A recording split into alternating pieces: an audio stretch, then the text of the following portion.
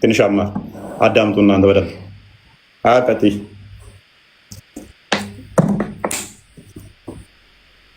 ኦኬ ጠይቀኝ። እንኳን ደህና መጣሽ። አመሰግናለሁ። ኦኬ እኛ የእግዚአብሔር ልጆች ነን ብለን እንደምናምን ታውቂያለሽ? እሺ ኦኬ እኛን የተቃወመበት የቁርአን ክፍል አለ ሙስሊም አለ።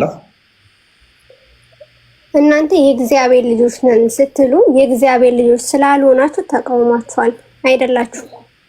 ስላልወለዳችሁ ተቃውሟችኋል። ስለዚህ የምትናገሩት ፍልስፍና ነው ማለት ነው። ምን ብሎ የተቃወመ? የወለደህ አባትህ ነው። እግዚአብሔር ፈጠረህ እንጂ አልወለደም ማለት ነው። እኛም በስጋና በደም እግዚአብሔር ወለደን ብለን አናምንም እኮ። ካልወለደ ለምን አባቴ ነው ትላለህ? የስጋና የደሙን አላህ ነው የሚያውቀው፣ እሱ ነው የሚፈልገው። አባል ለመባል ሚስት ያስፈልገኛል ያለው አላህ ነው። የእኛ አምላክ ያስፈልገኛል ያለበትን ቦታ ወጣ ፈጠው። የእኛ አባት አምላካችን አንድም ቦታ ላይ ልጆች የሆናችሁት በሚስት ነው ብሎ አይደለም ያስተማረ። አረብኛው ላይ አድርግልኝ፣ አረብኛው ላይ አድርግልኝ። ሚስት አይልም ሲጀመር። ሳሂባ ምንድን ነው? ሳሂባ ማለት ጓደኛ ማለት ነው። ጓደኛ ማለት አምላክን የሚመስል አምላክ አምሳያ የለውም ነው እንጂ ሚስት የሚለው በፍጹም የለም። አጋር ነች። አጋር አይደለም፣ እኩያ አምሳያ ማለት ነው። ስለዚህ ወንድም ሊሆን ይችላል ማለት ነው። አላህ ተመሳሳይ እንትን የሚኖረው። በመጀመሪያ ስነ ስርዓት ያዝ። ከአምላክ ጋር ስታወራ ስርዓት ችግር የለውም። ኮንቴክስቱ ይዳኛናል። ሳሂባ አጋር ወይንም ጓደኛ ምን ለማድረግ ለልጅ ተጠቅሷል። ልጅ ለምንድን ነው የገባው እዛ ኮንቴክስት ውስጥ?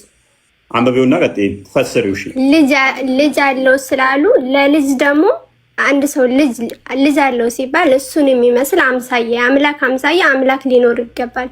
ኦኬ አምላክ ደግሞ አምሳያ ስለሌለው ልጅም አይኖረውም። ኦኬ ስለዚህ አምላክ ሁሉ የለውም። እሱን የሚመስል አጋር የተጠቀሰው አጋር ሳይኖረው ልጅ እንዴት ይኖረዋል ያለው ሚስት አይደለችም ብለሻል። ወንድ ነው እንበል፣ አጋሩ ወንድ ነው። ስለዚህ ወንድ ሳይኖረው ልጅ እንዴት ይኖረዋል? ወንድም አይደለ ሴትም አይደለ። አላህ አጋር አምሳያ የለውም፣ እሱን የሚመስል አምላክ የለም ነው። ሚስት ምናምን አትበል። ሚስት አይደለችም ብለሻል። ስለዚህ አጋሩ ልጅ እንዲኖር ያስፈለገው ወንድ ነው ልጅ የተጠቀሰው። ወንድም አይደለ ሴትም አይደለ፣ አምላክን የሚመስል አምላክ የለም ነው። እዛ ጋር ፖይንቱን ለማስያዝ ፈለገ። ኦኬ አላህ ጅገር እንዳለው ከጎን የሆነች ስታወሪ ደስ እንዲለኝ። አላህ ጅገር እንዳለው ታምኛለሽ? ጅገር እንዳለው ታምኛለሽ? አዎ አምናለሁ። ጭንቅላት አለው ልክ እግዚአብሔር እንዳለው ነው ማምነው። እኛ መንፈስ ነው 318 አባቶች እንዳጸደቁት ነው ማምነው። ችግር የለው። እኛ እግዚአብሔር መንፈስ ነው ብለን ነው ምናምነው። መንፈስ ነው ብለሽ ታምኛለሽ አንቺ? ከአንተና ከአባቶች ማንም ይበልጠው? አባቶች ይበልጣሉ። አንተ ልስማ ወይስ አባቶች? አባቶች ተማሪ ነኝ። ስለዚህ አሁን ምን ታደርግልኛለሽ? ስለዚህ አባቶችህን ነው የምሰማው፣ አንተን አይደለም የምሰማው። ማይክ ኢንቫይት ላድርግሽ፣ ካሜራው ማይክሽን ኦፍ ታደርጊና 318ቶቹን ብለሻል። 318ቶቹን ክፈቻቸው እስኪ። የዛሬ 1000 ምናምን ዓመት መረጃዎችን ክፈች። የትናንትና መጽሐፍ ሳይሆን ቪዲዮ ግን መላክ እችላለሁ። ቪዲዮም ጽሁፍም መላክ እችላለሁ። ቪዲዮን አዳምጪው አንቺ ራስሽ ያዩና አዳምጪው። ሎክ ስለዚህ አባቶች ሲሏችሁ ማንን? ዮሐንስ አፈወርቅ ነው? አትናቴዎስ ነው? ክፈት የራሱ ነው መጽሐፍ። ምክንያቱም እናንተ ጋር አዳምጪ እናንተ ጋር ስናመጣ አረብኛው ነው የምናሳያችኋለና አትናቴዎስ ስትይ ኮት ስታደርጊ አትናቴዎስን አንቺ፣ ዮሐንስ አፈወርቅ ስትይ እንደዛ። ስለዚህ እንደዛ ነው አባቶች ስትይ ማለት ነው። ኤሬስ ለምን ቆይ የአንቺ አምላክን ለመናገር የኔን መናገርስ ለምንድን ነው የግዴታ ፓራላል ካልሄድሽ? አምላክሽ ጭንቅላት መኖሩ ይኑሮ አይኑሮ አታውቂም ማለት ነው። ይኸውልህ ለምንድን ነው ስርዓት የማይዘው ስታወራ? አምላክህ አምላኬ ነው። እኛ አምላካችን አላህ የምንለው አብን ነው። ስለዚህ አይደለም አብን ነው። ቆይ ሪካርድ አድርጉልኝ። አሁን ድገሚው። አምላክሽ አብ ነው? ያህዌ ነው። አምላክሽ አብ ነው? አዎ ነው። ድገሚው፣ ሪካርድ አድርጉት። አምላክሽ አብ ነው? አዎ። በይውስ አምላኬ አብ ነው በይ። ያው ነው አልኩ እኮ ለምን እንደምታስተጋግሙ። አላህ አባቴ ነው በይ። አላህ አላህ ፈጥሮኛል አስቀኝ ነው አባቴ ነው በይ። አባቴ ነው በይ። ሉክ አብ አባቴ ነው ብላለች። እናመሰግናለን። አሁን ደግሞ አይልክ አንተ ስሙን ስለምታምንበት ነው። እሺ እንደዛ ለኛ በስሙ አናምንም። አላህ አባቴ ነው በይ። አላህ አስገኘ ነው። አንተ በኔ ባንተ ተዘዛለ ነው። ኦኬ ማመልከው አብ አባቴ ነው በይ። ሀያትዬ የማመልከው አምላኬን አስገኘ ነው። በቃ ወደ ጥያቄ ግባ። ለምንድን ነው የመጨረሻ በጣም የምጣፍጥኝ በጣም ተስማምታኛለች። ስዊት የሆነች ንግግር አብ አምላኬ ነው በይ። በጣም የወደድኳት ንግግር አልኩኝ። ኖ ይቆራረጣል። አብ አምላኬ ነው። አምላኬ ነው ማ አብ አዎ። እስቲ ለምን አጠሪውም? ገርሞኝ ነው። አብ አምላኬ ነው በይው። ስሙ ስላልሆነ ነው። አብ የሚባል ስም ስለሌለው አብ አምላኬ ነው በይው እና በደንብ ጠሪው። በደንብ ሰው እንዲሰማው እኮ ነው። በጣም ደስ ዘመን አምላኬ ያህዌ ነው። ኤኒዌይስ አምላኳ ያህዌ ነው። አብ አምላኳ ነው። እናመሰግናለን። ቆንሰንሶስ ከፍ በል። የእኔ ብቻ ሳይሆን የሙስሊሞችም አምላክ ነው። ስለዚህ ስታወራ በስነ ስርዓት አውራ። እናመሰግናለን እህታችን፣ በጣም ወድጄዋለሁኝ። እንደዛማ ከሆነ የእኔ ስህተት ነው እስከዛሬ አለማወቄ። ሙስሊሙ አምላካችሁ ለካ አብ ነው።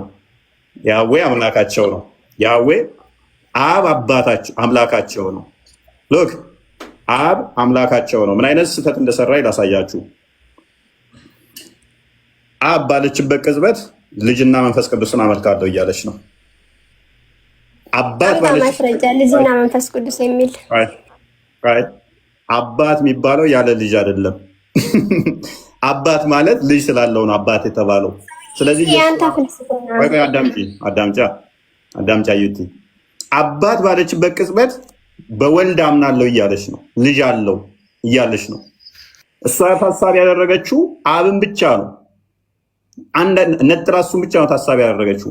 በዛ ቅጽበት ግን የማመልከው አምላክ አብ አባት ነው ባለችበት ቅጽበት ላይ ልጅ አለው እያለች ነው። አብ ማለት አባት ማለት ስለሆነ ይሄም በቁርአንሽ ላስተምርሽ በቁርአንሽ። ስለዚህ የማመልከው አምላክ በዚህ ጋር መልስ መስጠት እፈልጋለሁ። ላሳይሽ በቁርአንሽ። ስለዚህ የማመልከው አምላክ አባት ነው ልጅ አለው ብላለች።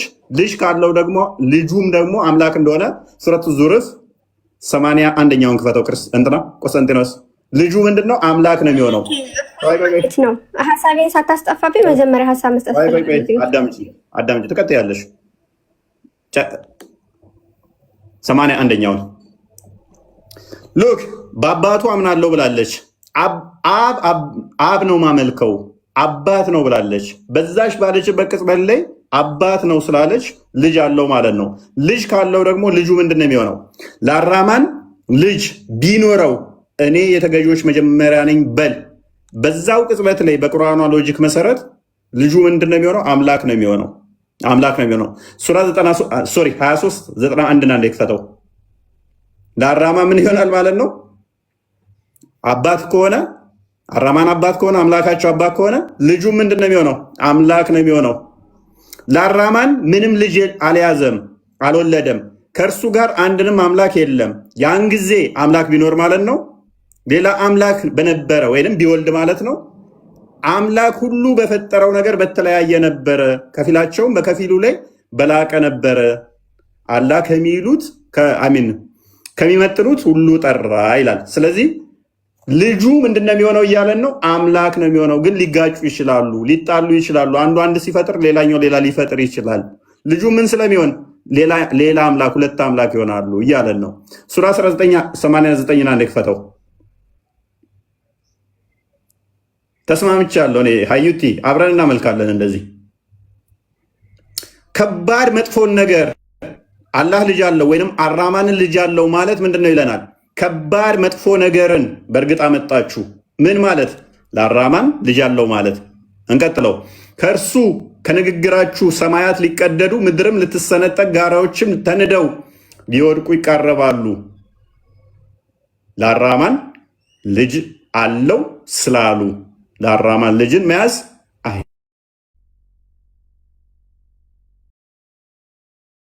ስለዚህ ለአራማን ልጅ አለው ማለት አባት ነው ማለት ሰማይ ልትሰነጠቅ የሚያደርስ ልትቀደድ የሚያደርስ ተራሮች ሊናዱ የሚያደርስ ምድር እንድትሰነጠቅ የሚያደርግ ከባድ መጥፎ ንግግር ነው። ልጅ ካለው ልጁ ገዢ ነው። አዩት እኔና አንቺን መጨባበጥ ብቻ የሚጠበቅብን። ጨረስክ? ላውራ መጨባበጥ ብቻ እንትን ይባልብን። እዚህ ጋ አሁን ኢየሱስ የእግዚአብሔር አብ የባህሪ ልጅ አይደለም። ኢየሱስ የእግዚአብሔር አብ ፍጡር እንጂ ልጁ አይደለም። ገባህ? የእግዚአብሔር ልጆች ደግሞ መላእክትም የእግዚአብሔር ልጆች ተብለዋል። አንተም የእግዚአብሔር ልጅ ተብለዋል። ስለዚህ አንተም የባህሪ ልጅ መሆን አለብን ማለት ነው። በእንደዚህ ሂሳብ ከመጣ ኦኬ ነከፍ በይ። አሁን እኔ የባህሪ ልጅ የተባልኩበትን ጥቅስ ክፈሽ። የባህሪ ልጅ ተብለሃል አልኩ። ልጅ ተብለሃል ነው ያልኩ። ለሁላችንስ አንድ አባት አለ። እናመሰግናለን። ኢየሱስም የባህሪ ልጅ አይደለም። ስለዚህ እግዚአብሔር አብ የባህሪ ልጅ የለውም ማለት ነው። እኛም ልጆች ነን። እኔም ልጆች ተብያለሁ። እኔ ግን የጸጋ ልጅ ነኝ። ክርስቶስ ግን የባህሪ ልጅ ነው። ቁርአንሽ ይሄን ሁለቱንም የባህሪ ልጅ የሚል አሳየኝ። ዕብራውያን ምዕራፍ 1 ላይ ቁርአንሽ የሁለቱንም ስለሚያስቀምጠው ነጥሎ ብዙም አትልፊ። በቁርአንሽ አስተምርሻለሁ። የባህሪ መጽሐፍ ላይ ኢየሱስ የባህሪ ልጅ ነው የሚል አሳየኝ እኮ። አሳይሻለሁ። አንበበላት። ዕብራውያን ምዕራፍ 1 ቃል በቃል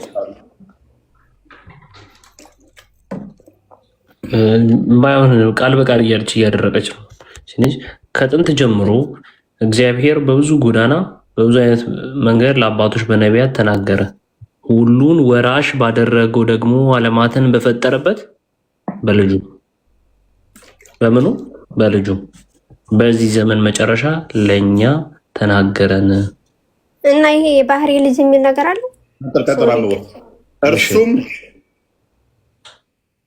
እርሱም የክብሩ መንጸባረቅና የባህሪው ምሳሌ ሆኖ ሁሉም በስልጣኑ ቃል እየደገፈ ኃጢአታችንን በራሱ ካነጻ በኋላ በሰማያት በግርማው ቀኝ ተቀመጠ።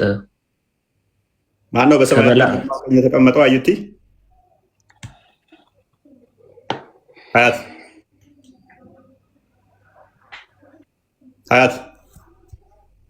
ሶሪ የባህሪ ልጅ የሚል አላሳየኝም እዚህ ጋር። ኦኬ ምኑ ነው ይላል? የባህሪው ምንድን ነው ይላል? እኔ ጋ ነው ላግ ያደረገው እኮ የባህሪ ልጅ ይኸውልህ። አሁን አንተ ያልከኝ የባህሪው ልጅ ነው። አንቺ አብን የምታመልኪ ከሆነ ኢየሱስ የሚባል የባህሪ ልጅ አለው። ልጁንም እያመለክሽ ነው ብለኛል። አላሳየኝም። ባህሪ ማለት ምን ማለት ነው እህታችን?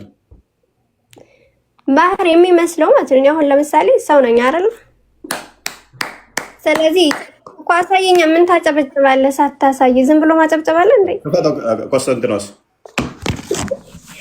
የሚመስለው ማለት ነው። ክበተው የባህሪው ምሳሌ የማን ምሳሌ እንጂ ልጁ ይላል።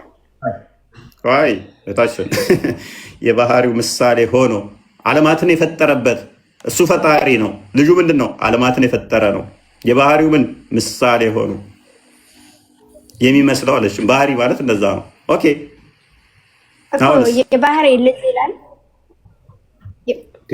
ልጁ እያለሽ በልጁ በዚህ ዘመን ልጁ እያለሽ ልጁን ያሳያት እዛው ላይ ነው። ለእኔ ብቻ የሚታየኝ ሀዩ ልጁ ማለት ምን ማለት ነው? አንቺ ጋር ስታነቢው ማን ተብሎ የሚነበበው? አባቱ አያቱ ብሎ አድርግልኝ። እዚህ ጋር ግን የባህሪ ልጅ የሚል ነገር የለም። ሌላ ቦታ ካለህ ምናልባት ምን እያልሽ ነው? አንብቤ እስኪ የባህሪው ምሳሌ አይለው። እስቲ አብረን አንድ ላይ እናንብበው። ሀዩ አብረን እናንብበው። እኔ ዳንቺ ነይ እስቲ ሀዩ አንብቢ ውስቲ። ምናልባት አዲስ ሆኖብሽ ሊሆን ይችላል። ተመልከቺ። ሁሉም ወራሽ በቃ በደንብ ካወቅሽው አብረን እናየዋለን። ሁሉን ወራሽ ባደረገው አለ፣ ደግሞም ዓለማትን በፈጠረበት በልጁ አለ። በምኑ አለ? ወራሽ በተደረገው። እሺ ወራሽ ነው የተደረገው። ኧረ ቆይ ችግር የለውም። ይሄ ምንድን ነው የሚለው? ዓለማትን በፈጠረበት በልጁ ይላል። እሺ እኔ ግን ፈልገው የባህሪ አንዴ ተረጋጊ። ዓለማትን በፈጠረበት በልጁ ይላል። ተይ እንጂ ተይ አላት። አያት ተይ። መመሳሰል ከሆነ ፈጣሪ ባህሪው ምንድነው? መፍጠር ነው አይደለ? ልጁ ምንድነው? የፈጠረበት ነው። ስለዚህ እሱ ምንድነው አለን? የባህሪው ምሳሌ እሱን የሚመስል ማለት ነው። ቃል በቃል ምሳሌ ማለት ይኸውልህ፣ ምሳሌ ማለት እሱን የሚመስል አይደለም። እሺ ምሳሌ ማለት የሆነ ነገር የሚገልጽበት እንጂ እህታችን አንቺ ያለ ባህሪ የባህሪ ምሳሌ ነሽ። ዓለማትን አንቺ ፈጥረሻል። ያ ፍጥረት ላይ እንደ ምሳሌያችን ይላል ሰውን ሲፈጥር። ስለዚህ አንተም የእግዚአብሔር ምሳሌ ነው ማለት ነው። አይልም፣ ባህሪ አይልም፣ ምሳሌ ይላል። እህታችን ምሳሌ ሌላ ነው። የባህሪ ማንም ሊሆን አይችልም በፈጣሪ ዘንድ። የባህሪ ምሳሌ አንድ ልጁ ብቻ ነው። መልክና ምሳሌ መልክና ምሳሌ ምንድን ነው? ቆይ ለይ፣ ባህሪ ለይ። ባህሪን ከለየሽ ፈጣሪ በባህሪ ማንም ሊመስለው አይችልም። በመለኮታዊ ባህሪው ፈጣሪ ማንም የሚመስለው የለም። ምክንያቱም ፍጡራን ሁሉ የተፈጠሩ ናቸው። ይህንን ግን ሲነጥለው ምን አለ? ኢቭን ፍጥረት የተፈጠሩ በልጁ ስለሆነ ምንም ከሌ አንተን ምናምን ለምን ትይኛለሽ? ፔሬድ እዚሁ ያልቃል እኮ። ፍጥረት የተፈጠረው ራሱ በሱ ስለሆነ ከኔ ጋር ምንም የሚመሳሰል ነገር አይኖረውም በዚህ ሎጂክ መሰረት ማለት ነው። ምክንያቱም እኔ ራሱ በሱ የተፈጠርኩ ስለሆንኩ ንጽጽርሽ ይቆማል። ንጽጽርሽ ይቆማል አያት። ምክንያቱም ተመሳሳይ አይደሉም። ተመሳሳይ ያልሆኑ ነገሮችን አላህንና የሆነች ጦጣን አንተሽ አታነጻጽሪም። ምክንያቱም ሁለቱ አብረው የሚሄዱ ስላልሆነ። ቆይ ለምንድን ነው ሀሳቤን የምታስጠፋብኝ? እኔ ያልኩ አሁን አንተ ምሳሌ ማለት ራሱን እግዚአብሔርን የሚመስል ነው አልከኝ። ስለዚህ ዘፍጥረት ላይ መልክና ምሳሌ የሚል ስላለ ምሳሌ ሰዎችን በምሳሌው ስለፈጠረ አንተን ይመስላል ማለት ነው። እና ምንድን ነው የምትለኝ? ቆይ በራስሽ ሎጂክ ነው ያስኩሽ እኮ። ምን ማለት ነው ባህሪ ብዬ ስልሽ እሱን የሚመስል አልሽኝ። ባህሪ ምንድን ነው ደግሜ ልጠይቅሽ። እኔ ምሳሌን ቅድም የጠየቅኩ አሁን ምሳሌ ላይ ነበር አይደለ? ምሳሌ ችግር የለውም። ምሳሌ እዛው ዘፍጥረት ምዕራፍ 1 ቁጥር 27 ላይ ቁጥር 28 ይመልስልሻል። ስለዚህ አንብቢው። አምላክ ባህሪው ለምሳሌ መፍጠር ነው፣ ገዢ ነው።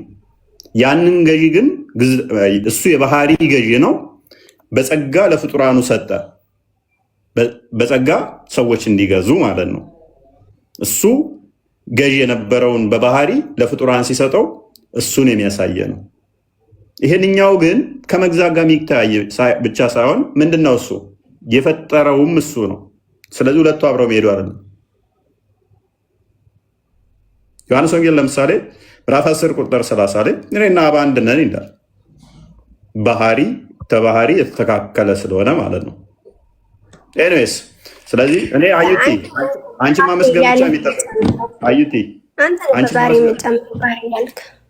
ማመስገን ብቻ የሚጠበቅብኝ ስለዚህ እኔና አንቺ እንስማማ። አሁን ሙሐመድ ተሳስቷል፣ ያንቺን ያህል መረዳት ሳይኖረው ቀርቶ ነው። አላህም ተሳስቶ ያንቺን ያህል መረዳት ሳይኖረው ቀርቶ ነው የተቃወመን ማለት ነው። ኧረ ወገናችን አላህ እያለህ ማለት ነው። አላህ ስትል ስነ ስርዓት እያረካውራ ምን ሆነ ነው? ኖ አንቺን ያህል መረዳት ሳይኖራቸው ቀርተው ነው ወይ የተቃወሙን? አላህ ምንድን ነው የተቃወመው? አላህ ምን ተቃወመ? አባትነትን የተቃወመው። አላህ አልወለደም ልጅ። ያልወለደው ደግሞ እስኪ እግዚአብሔር እኔ ልጅ ወልጃለሁ ያለበትን አሳይኝ። ስለሌለው ነው። አንተ እኮ ያመጣልኝ የጳውሎስን መልእክት ነው። ኦኬ ልስጥሻ። መዝሙረ ዳዊት 110 እና 1 ቁጥር 4 ክፈተው።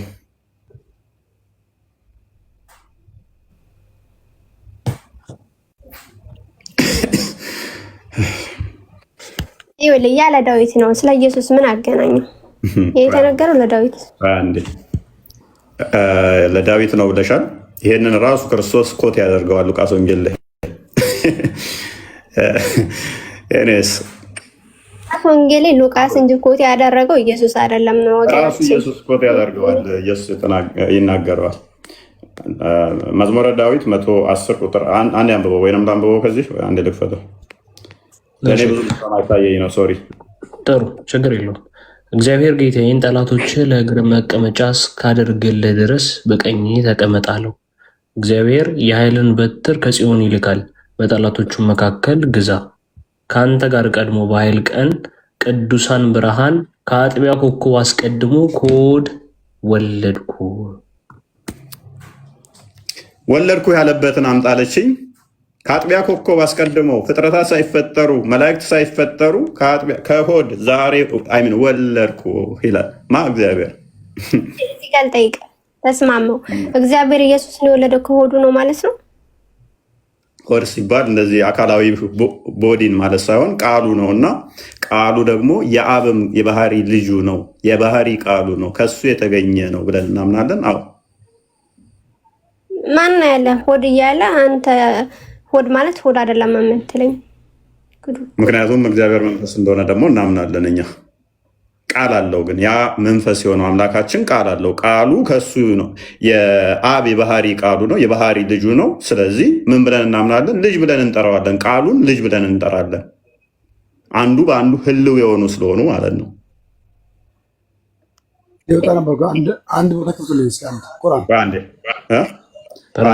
ስለዚህ ይህንን ክፍል ራሱ ክርስቶስ ኮት ስላደረገው ማቴዎስ ወንጌል ምዕራፍ 22 አንዴ ክፈተው 43 አካባቢ ላይ ጌታ ጌታዬን የሚለውን ራሱ ክርስቶስ ለእኔ ነው የተነገረው ብሎ ኮት ያደርገዋል። እሺ ፈሪሳውያንም ተሰብስበው ሳሉ ኢየሱስ ስለ ክርስቶስ ምን ይመስላችኋል? የማንስ ልጅ ነው ብሎ ጠየቃቸው። የዳዊት ልጅ ነው አሉት። ዙም ላድርግ፣ ይቅርታ። እርሱም እንኪያስ ዳዊት ጌታ ጌታዬን ጠላቶች የእግርህ መረገጫ እስካደርግልህ ድረስ በቀኜ ተቀመጥ አለው ሲል እንዴት በመንፈስ ጌታ ብሎ ይጠራዋል? ዳዊትስ ጌታ ተብሎ ከተጠራው እንዴት ልጅ ይሆናል አላቸው። አንድም እንኳ ቃል ሊመልሱለት ዘንድ አልተቻላቸውም። የዳዊት ጌታው ራሱ እኔ ከሆንኩኝ እንዴት እናንተ የዳዊት ልጅ ነው ትላላችሁ? ስለዚህ ያ ጌታ ጌታዬን ብሎ ዳዊት ኮታ አድርጎ ዛሬ ከአጥቢያ ኮከብ አስቀድሞ ወለድኩ የሚለው እንዴት ነው ብሎ ይጠይቃቸዋል ማለት ነው። እነሱም ያውቁት ምንም ብቻ ስለሆነ ክርስቶስ በስጋ የመምጣቱን የዮሴፍ ልጅ የማርያም ልጅ ብለው ሞክ ለማድረግ ብቻ የሚጠቀሟትን ነው። አንተ 50 ዓመት ያልሞላ የምትለዋን ብቻ እንትን የሚሉት ነበር። ለዛስ ምላሽ ያጡ ማለት ነው። አካላዊ ቃል ከአብ የተወለደ ከአጥቢያ ኮከብ አስቀድሞ የተወለደ እንደሆነ ጠቆማቸው ማለት ነው። ኤኒዌይስ ቆስጠንጢኖስ ድልስ። እሺ እህታችን ቅድም አላህ አብ ነው በይ ስትላት አላህ አብ ነው ብለሃለች። ምን እያለች ነው? አላህ አባት ነው እያለች ነው። በጣም በሚያሳዝን ሁኔታ እዚህ ጋር ዮሐንስ ወንጌል ምዕራፍ አንዴ ቆይ አዩ ተረጋጊ፣ አትረበሽ። ዮሐንስ ወንጌል ምዕራፍ 10 ቁጥር 30 ላይ ተመልከቱ። እዚህ ጋር ምን ይላል መሰላችሁ? ክርስቶስ እኔና አብ አንድ ነን አለ። ማን ያለው? እኔና አብ። አብ ማለት በግዕዝ ነው አባት ማለት ነው። ይኸው እንግሊዝኛው ምን ይላል? I am my father are one አለ። አባት የተባለው ከምን አንጻር ነው? ወልድን በማስገኘት ወልድን ስለወለደ ነው። ስለዚህ አላህ አብ ነው ስትይ እህታችን አላህ አባት ነው እያልሽን ነው። ስለዚህ ተራሮች ሊናዱ እንደሚደርሱ ቅድም ተመልክተናል። ያንተም አባት ተብሏል። ስለዚህ እኮ እኔ ምንም በይ ምንም እዚህ ጋር ምን ብለሽ ነግርሽናል መሰለሽ? አላህ አባት ነው ብለሽ ነግርሽናል እና ተክቢር ብለናል። አንቺ አዩዬ ይኸውልሽ አብ ማለት አባት ስለሆነ አላህ አብ ነው ስትይን አባት ነው እያልሽን ነው። አብ ማለት አባት ነው ማለት ነው። አላልኩም። ያላልኩትን አትበል። አላህ አብ ነው አላልሽም? ተው፣ የምታመልከው ነው እሷ። አብ የምታመልከው ነው። አያት ተመችቶኛል ነው ያንቺ። የምታመልከው አብን ነው። አላህ ግን ምክንያቱም ሚስት ገና አላገኘም። ምዕራፍ 4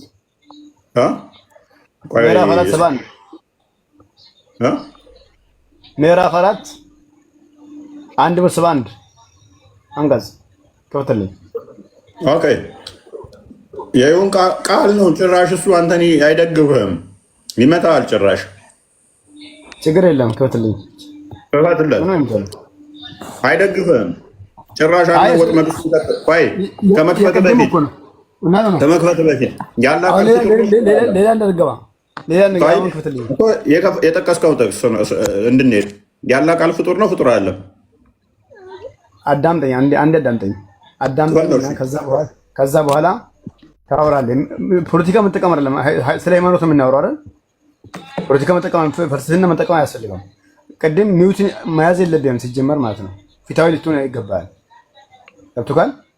አንደኛ መጀመሪያ ያው ልጅን አላወገዘም ያልክ ነበረው። ልጅን ቃል በቃል አውግዟል ያልክ ነበር።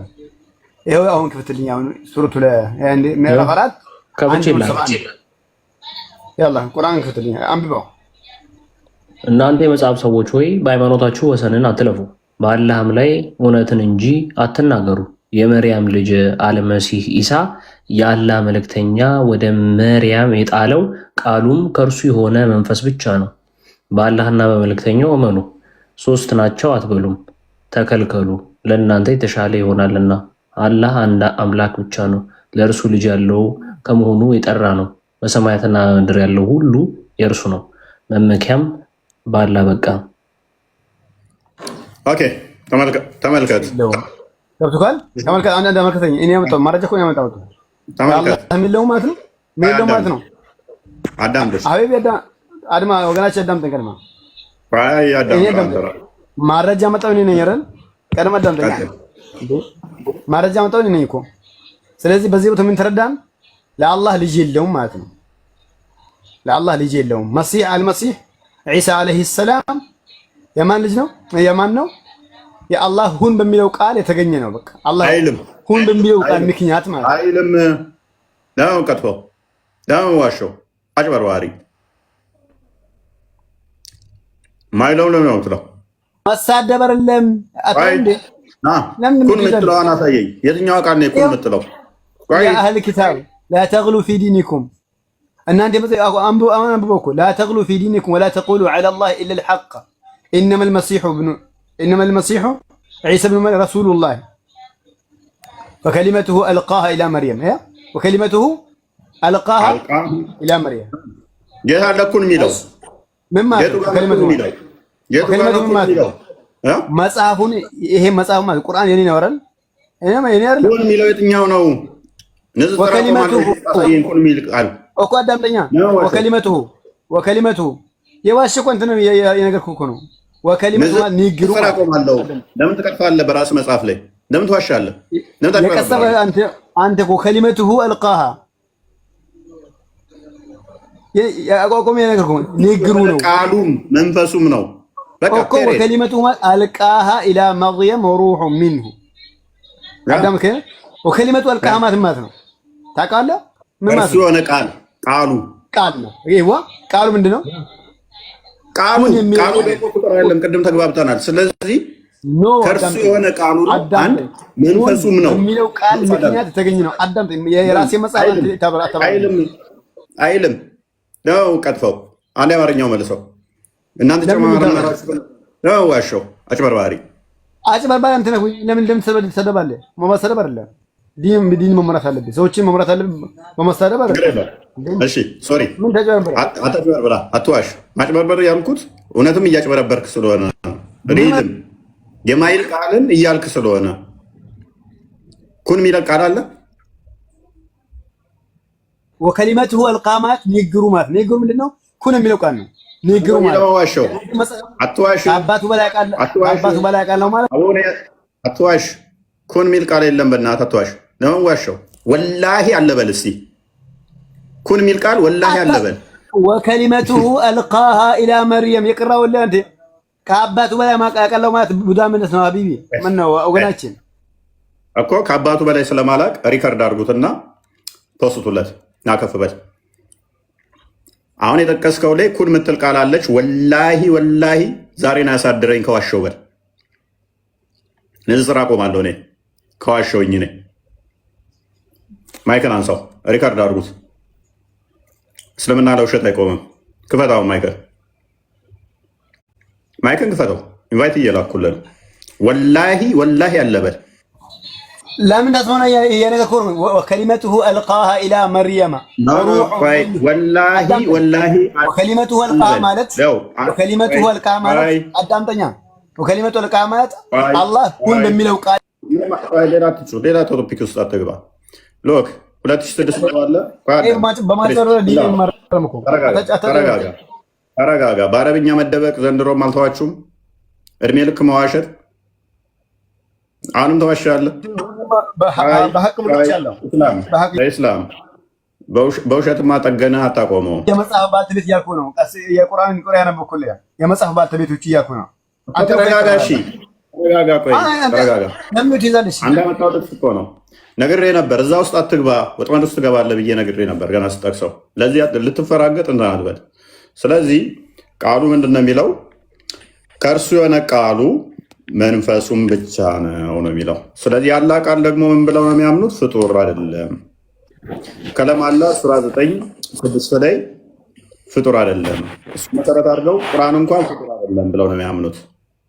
ስለዚህ ካላ የሆነ ቃሉ መንፈሱም ነው ካለን፣ ስለዚህ ምንድነው እያለን ያለው ማለት ነው? ተጣለች ይላል። አንድ ነገር ከመጣሉ በፊት አለ ማለት ነው። ኦልሬዲ አንብበው ክፍሉን እናንተ የመጽሐፉ ሰዎች ወይ በሃይማኖታችሁ ወሰንን አትለፉ፣ በአላህም ላይ እውነትን እንጂ አትናገሩ። የመሬም ልጅ አልመሲህ ኢሳ የአላህ መልእክተኛ ወደ መሬም የጣላት ተጣለ ከተባለ ከመጣሉ በፊት ኦልሬዲ ኤግዚስት ያደርግ ነበር ማለት ነው። ወደ ማን የጣላት? ወደ ማን የጣላት? ኢስላም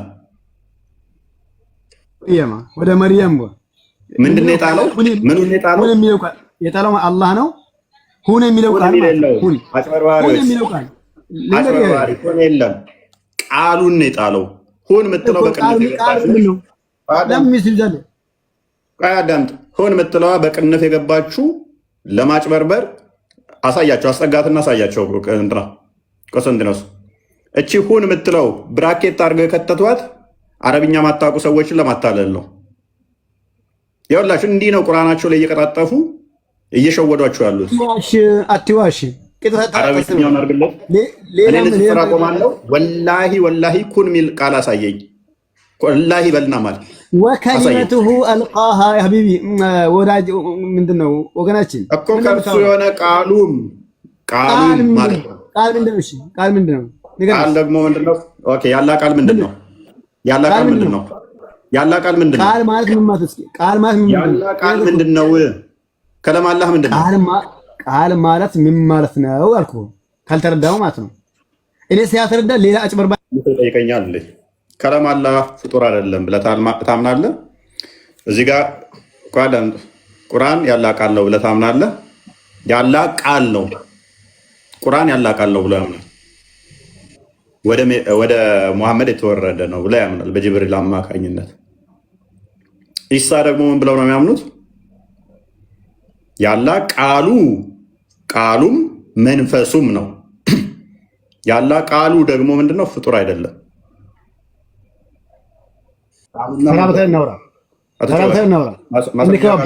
ማስረጃ ከሆነ አዳምጣ።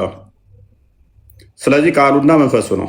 ቃሉና መንፈሱ ከሆነ ደግሞ ወደ መሬም ጣላት ከተባለ አንድ ነገር ጣላችሁት ከተባለ ከመጣሉ በፊት ኦልሬዲ ኤግዚስት ያደርግ ነበር ማለት ነው። ወደ ማን ተጣለ ነው? ወደ መሬም። ስለዚህ ስጋው ኢሳ ስጋው ፍጡር ነው፣ ከመሬም የተገኘ ነው ስጋው። ነገር ግን ኢሳ ፍጡር ብቻ አይደለም፣ ቃሉም ነው። የአላህ ቃሉም ፍጡር አይደለም ብላችሁ ካመናችሁ ኢሳ ስለዚህ ፍጡርም ፍጡር ያልሆነም እዟል ማለት ነው። ቁርአናችሁ ወረቀቱ ፍጡር ይሆንና ቃሉ ፍጡር እንዳልሆነ ሁሉ ኢሳም በተመሳሳይ ምን ይሆናል? ስጋው ከመሬም ሲወለድ ስጋው ፍጡር ይሆናል። ነገር ግን ፍጡር ብቻ አይሆንም ማለት ነው። ፔሬድ ፓራፍሬዝ አድርገው ቆስጠንጢኖስ። እሺ ማስረጃ ታወራለህ። ዝም ብለህ ተረት ተረት ታወራ። በቃ እንዴ ለምንድን ነው የሚታፍነው? ናከፍ በል በቃ። አንድ ነቢይ ያላ ቃሉ ነው የተባለ አንድ ነቢይ ጥቀስልኝ። ና ተመለስ። ለምንድን የምትሮጠው? እኔ የሚለው ማለት ነው ለአሁኑ የአሁኑ ቶፒክ እንጨርስና ሌላ ቦታ እንሄዳለን። ገብቶካል? ለአሁኑ ማረጃ አምጣ ብሎኛል። ይኸው 2000 ሰው አለ። ማረጃ አመጣለሁ፣ ቁጭ አድርጋለሁ። ገብቶካል? ወከሊመቱ አልቃ የሚለው ቃል ኩን የሚለው ቃል ነው ወይ ካልከኝ ይኸው ማረጃ ክፈትልኝ። ማን ነው? ምዕራፍ 3 59 ምዕራፍ 3 ጋር ትሄዳለህ። ኩን ምትል ቃል አሳየኝ አልኩህ። እዚህ እያሳየው እኮ ነው። ማረጃ አምጣለሁ እኮ ነው ያመጣው እኮ ወከሊመቱ አልቃ ኢላ መርየም ማለት ኩን የሚል ቃል ነው። ለሱ ማስረጃ በእናትህ እዚህ ውስጥ ማሳየት ከቻልክ ቀጥል። ወንድሞቼ ሙስሊሞች በትንሹ 600ዎቹ ሙስሊም ናችሁ። አያችሁ አይደል? በውሸት ነው የሚያሳፈው እውነቱን። አዳምጥ በእናትህ እዛም አትሩጥ። ያመጣው ጥቅስ አይረዳም። በቃ ከሌለ እዚህ ጋር የለም በል። ቅድሚያ ኮንፌዝ አድርግና ወደዛ ትሄዳለህ። እዚህ ውስጥ አለ የለም? ኩን ሚል አለ? አሳየን። ኩን ሚለውን ቃል አሳየን። ያው ድጋሚ ላዋራ ወከሊመቱሁ አትፈራገጥ። ኩን ሚል ቃል አሳየን። ከሊመቱሁ ከሊማ ማለት ነው። ሁን የሚለው ቃል ነው። ሌላ ማረጃ ለመሆኑ ማረጃ መጣል ኢዴት ነው። እናታችሁ መልሶ እዛው ይገባል። ለምሳሌ ቁርአን ያላህን ቃል ይሰማ ዘንድ አስጠጋው፣ ከለም አላህን ይሰማ ዘንድ አስጠጋው ይላል ሱራ 9:6 ላይ። ስለዚህ እዛ ጋም ኩን ብለን ንክተትና ስለዚህ ፍጡር ነው ቁርአን። የእናንተ ሌም የሆነ አርጉመንት በራስህ መረዳህ ካልተረዳ ተማር። ኢዴት ዝም ብላችሁ ፓራፍሬዝ አድርገው ክርስቲያን እንትና ቁርአናችሁ ላይ ቀጥፋችሁ እኛ ላይ ለምን ትጮኻላችሁ? ያ እንደዛ እኮ ብለው አስተምረውታል። የኔ ችግር አይደለም ግን እሱ እንደዛ ብለው አስተምረዋችኋል። ቁርአናችሁ ግን አይልም ክፍሉ። እንደዛ ብለህ አይምሮን ስለሞላኸው ይላል ብለን የሌልጭናችንም ቁርአኑ ስለማይል የሌለን ቃል በቅንፍ እያደረጋችሁ ስለከተታችሁና ይላል ብለው ደግሞ ከህፃንነታችሁ ጀምሮ ሰፍተው ስላሳደጓችሁ ይላል ማለት አይደለም። ይላል ብለህ አንተ ማመን ትችላለህ፣ እኔ ላይ ግን መጫን አትችልም። ስለማይል ማለት ነው። ማይልን ቃል እኔ ላይ መጫን አትችልም፣ አንተ ማመን ግን ትችላለህ። ፔሬድ መፍትሄ ነው። በዚህ ጉዳይ ላይ ነብይ ተጠይቆ ግልጽ የሆነም ግልጽ ያልሆነም በቁርአን ውስጥ አለ ብሎ ነው የዘጋው። ሱራ 3:7 የወረደው ከዚህ ጋር የተያያዘ ነው። ክርስቲያኖች ዲቤት ባደረጉት ሰዓት ላይ ሱራ 3:59 ላይ እስከ 62 አካባቢ ስለ ኢሳ ሲከራከሩት ኢሳ የአዳም ቢጤ ነው አላቸው። አዳም እኮ ከአፈር የተሰራ የመጀመሪያ ነው፣ እንዴት ነው የምታመሳስለው ብለው ቻሌንጅ ያደረጉት የናይጄሪያን ክርስቲያኖች። ከዛ ልጆቻችሁን ያዙና ኑ እኔም ልጆቼን ይዤ እመጣለሁ፣ ሚስቶቻችሁን ያዙና ኑ እኔም ሚስቴን ይዤ እመጣለሁ፣ ነፍሴን ይዤ እመጣለሁ፣ ነፍሳችሁን እነዛችሁ ኑ እንረጋገምን ያላቸው። ዲቤት አድርጎ ማሸነፍ ስላልቻለ ሲከራከሩት የአደም ቢጤ ነው ሲላቸው አደም እንደዚህ ነው ይሄ እንደዚህ ነው ብለው ቻሌንጅ ሲያደርጉት አደም ያላ ቃል አልተባለም፣ አደም ያላ መንፈስ አልተባለም። አደም የመጀመሪያ ነው፣ ከዚህ ጋር አይገናኝም፣ አንድ ነው እንዴት ትላለ ብለው ሲሉት እንረጋገም ነው ያላቸው። ከዛ በኋላ ግልጽ የሆነም ያልሆነም ጥያቄው በዛ ሲልበት ምንድን ያደረገው በዚህ ቁርአን ውስጥ ግልጽ የሆነም ያልሆነም ነገር አለ አላሁ አለም በሚለው ሱራ 7 ሙተሸቢያ የሚለው መጣ ማለት ነው። እሱ ብቻ ሳይሆን ሱራ 17:85 ላይ ከዛ ከሩህም ይጠይቁሃል፣ ሩህ ከጌታ ዘንድ የሆነ ብቻ ነው፣ ከእውቀት ጥቂትን እንጂ ብዙ አልተሰጠህም በላቸው የሚል አመጣ። ያላ መንፈሱ ፍጡር ነው ምንድን ነው ተብሎ ሲጠየቅ፣ ምክንያቱም ኢሳ ያላ መንፈሱም ነው የሚል ስላለ ማለት ነው። ስለዚህ እውቀት ጥቂት እንጂ ሙሉ አልተሰጠህም ተብያለሁ፣ ከነሱ ጋር ጥልቅ ክርክርን አትከራከር ተብያለሁ ብሎ ዘጋው ማለት ነው። ኤኒዌይስ መልሰው ወደ ቶፒኩ ቆሰንደ ቁርአን ላይ እንግዲህ ስንመለከት ለማጨብረሩ የሚከቷት የቅንፍ ነገር አለች ሁሌም እንደምታውቋት፣ ግን ያ የተረጋገጠ ነገር ነው። በሀዲስም ላይ እንደዚሁ ሚሽከታል መሳቢ 5573 ሳይል ቡካሪ ላይም እንደዚሁ አለ። ሲናገር ምንድን ነው የሚለው? በት ጎቱ ጂሰስ ተመልከቱት። ጎቱ ጂሰስ ፎር ሂ ኢዝ ጋድስ ስፕሪት ኤንድ ወርድ ነው የሚለው። ያላ ቃልና መንፈሱ ነው። ቁርአን ላይ ቀጥታ ያለውን ነው የሚጠቀመው። ይኸው ግን የሁን ብሎ አለም እዛ ላይ ያስቀመጠው ቀጥታ ቃሉም እና መንፈሱ ነው ብሎ ያስቀመጠው። ስለዚህ ይህን ይመስላል። ዛሬ አላህ ልጅ ለምንድን ነው የሌለው የሚለውን ቶፒክ እየተመለከትን ነበር። አንዳንድ ነገሮችን አንስተናል። የክርስቲያኖችን መረዳት ሆኑ ቁርአኑ ተረድቷል ወይ? ክርስቲያኖች የሚሉትን ነገር ለመቃወም የወረደ የቁርአን ክፍል አለ ወይ እያልን እየጠየቅን ነው። እውን ክርስቲያኖችን በትክክል የሚሉትን ተረድቶ ለመቃወም የወረደ የቁርአን ክፍል አለ? እስቲ እናያለን። ግን አላህ እንዲህ አላለም እንዲህ ነው ምናምን ብሎ ጭቅጭቆች አንዳንዶች ያስቀምጡታል። በትክክለኛ ግን የቁርአን ክፍልን እየጠቀሱ ቢያሳዩን ከጋኔኖች ምስክሮች ውጪ ያለ ነገር ብናይ ብንመለከት በጣም ትክክል ይመስለኛል። አይ ቲንክ ለሌሎች እድል እንስጥና እንቀጥል። እሺ መሐመድ እንኳን መጣ። ሙስሊም ተመለስ።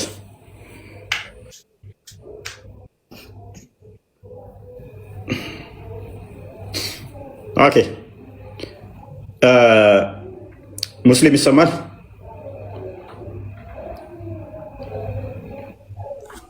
ሙስሊም እኔ አሁን ነው የገባሁት እና ይሄ አሁን እንትኑ ላይ ያለው የትኛው አንቀጽ ነው ስልህ ማለት የትኛው ምዕራፍ የምኑ ልጅ አለው?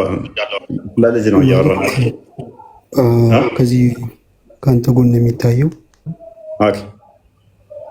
እንትኑ ሱራ 4 179 እሱን እንትን በለው። ሜይ ቢ ቶፒካችን አለም እሱ ልጁ መልስ ይሆነኛል ብሎ ስላመጣው ነው። ኤኒዌይስ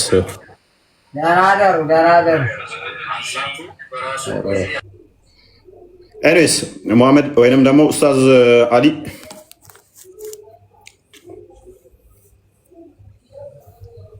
ኡስታዝ አሊ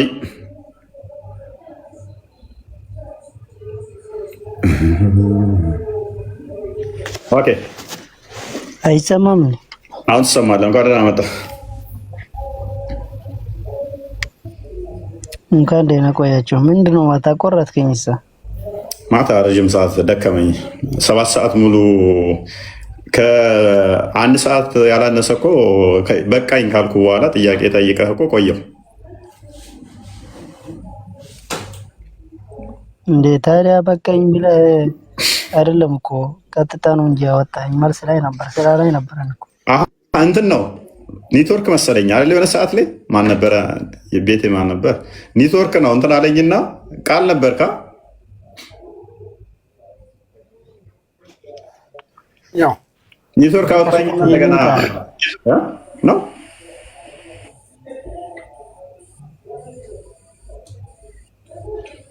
አንተ በትክክል አሰራም አይቻለሁ።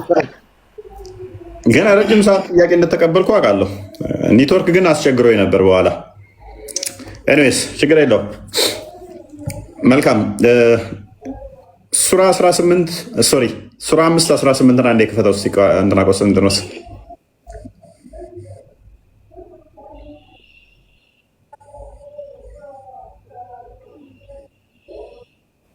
እችን ቁርአን ክፍል ሲፈስሯት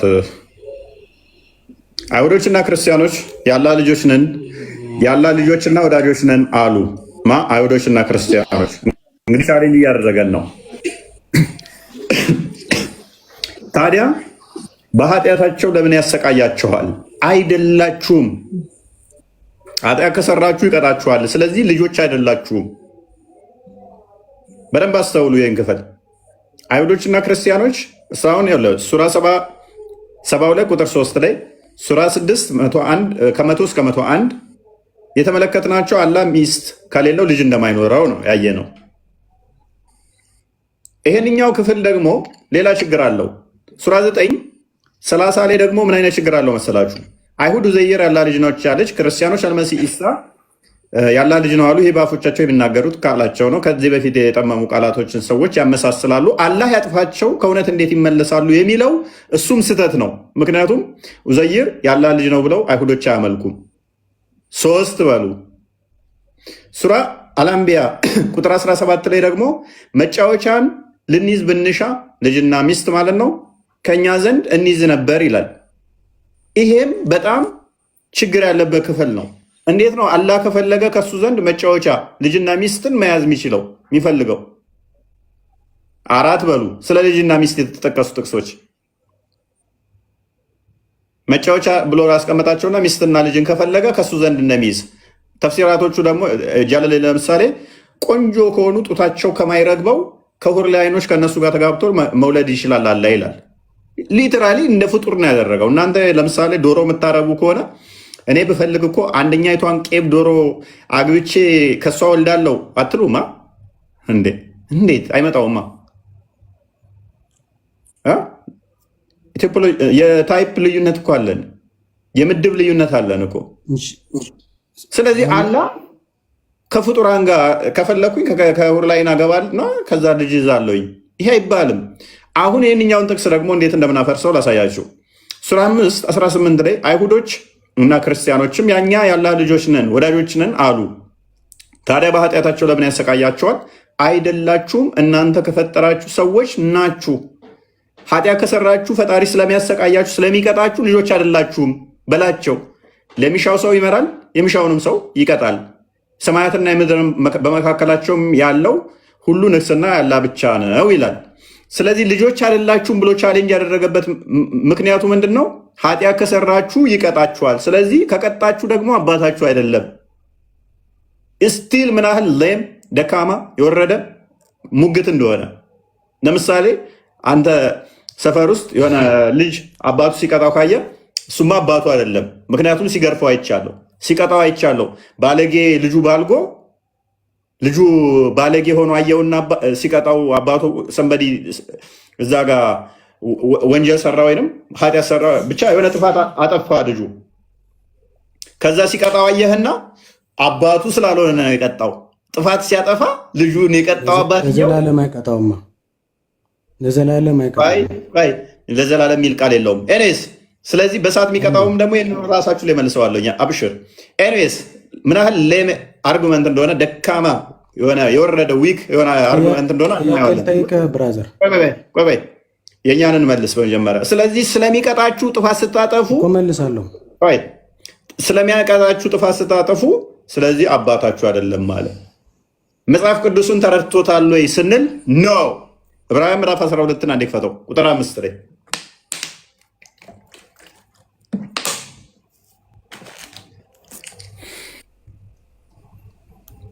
መጽሐፍ ቅዱስ ግን ምን ይለናል? ስለዚህ ቁጥር 5 ነው ያልኩህ።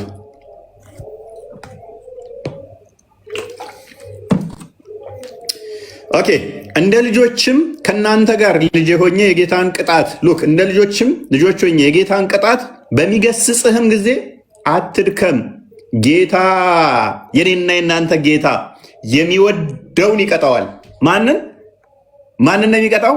የሚወደውን ይቀጣል። የሚወደውን ቁርአኑ ምን አለ? አይሁድና ክርስቲያኖች የአላህ ወዳጆች ልጆች ነን አሉ። ታዲያ እንዴት ኃጢአት ስትሰሩ ይቀጣችኋል ይላል መጽሐፋችን። ምን ይላል? ጌታ የሚወደውን ይቀጣል። እንትን በልኝ አስተካክለልኝ። ይቀጣልና የሚቀበለውንም ልጅ ነን አሉ አላል? የሚቀበለውን ልጅ ሁሉ ይገርፈዋል በልም ብሎ የሚነጋገረውን ምክር ረስታችኋል።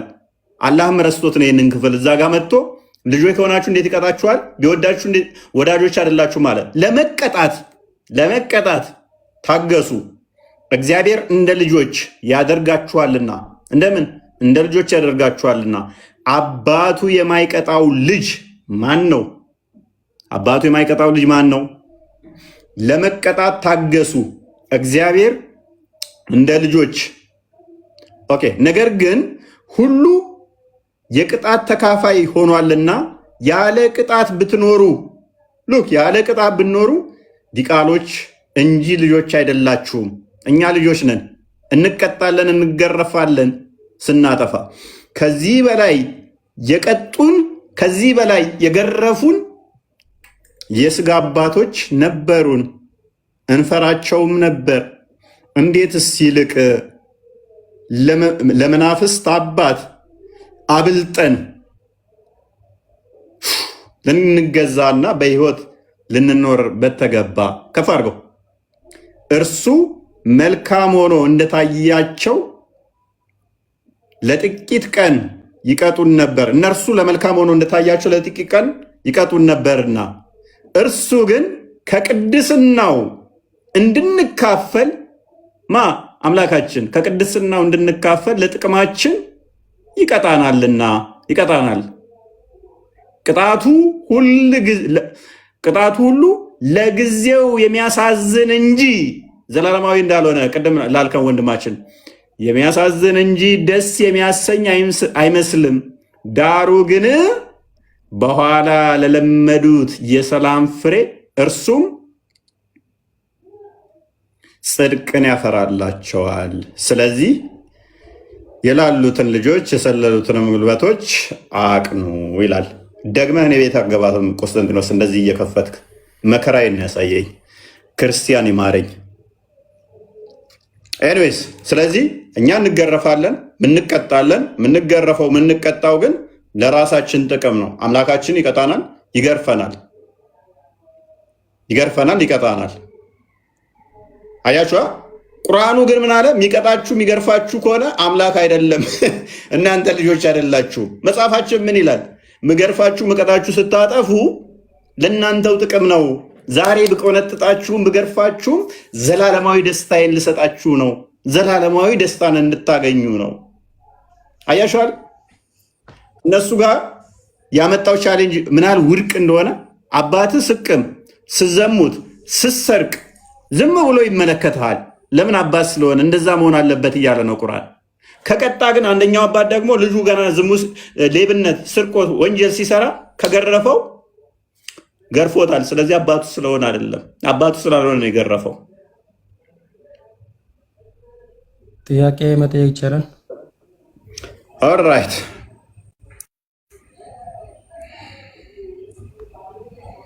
ምትለዋለ እዚህ ላይ ልጅ ማለት በምንድን ነው አረዳዱ? እኔ አልገባኝም።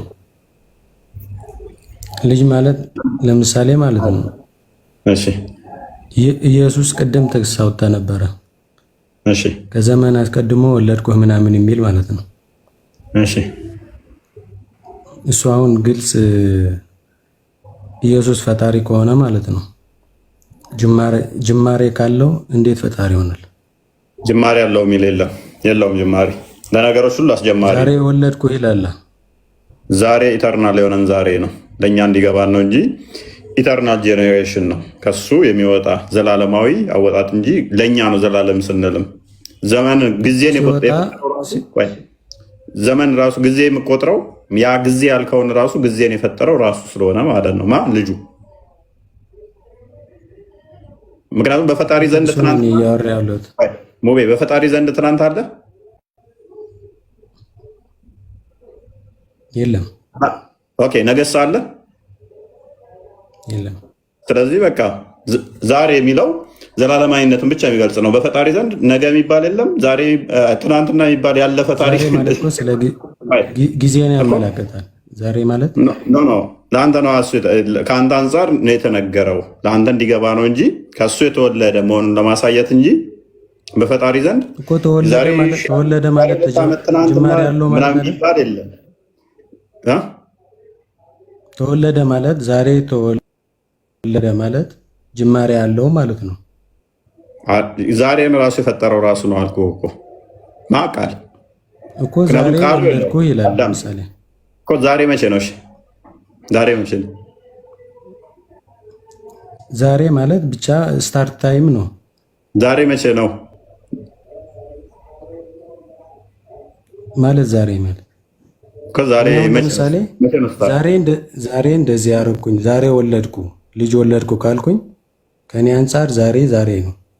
ከኔ አንጻር ማለት ነው። ስለዚህ ዛሬ መቼ ነው የጀመረው? ዛሬ መቼ ነው የጀመረው? አሁን ልጅ ከወለድኩበት ቀን ጀምሮ ዛሬ የሚለው ዛሬ ራሱ የጀመረው መቼ ነው? ሰማይና ምድር ከመፈጠሩ በፊት ከተፈጠረ በኋላ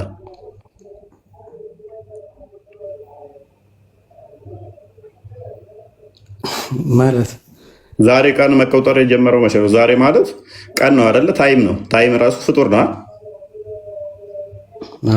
መቼ ነው የጀመረው ዛሬ የሚለው ቃል? እኛ የምናውቀው ዛሬ የተፈጠረው ቀን መቼ ነው የጀመረው? ሰማይና ምድር ከመፈጠሩ በፊት ነው ወይንስ ከተፈጠረ በኋላ ነው ዛሬ የሚመጣው?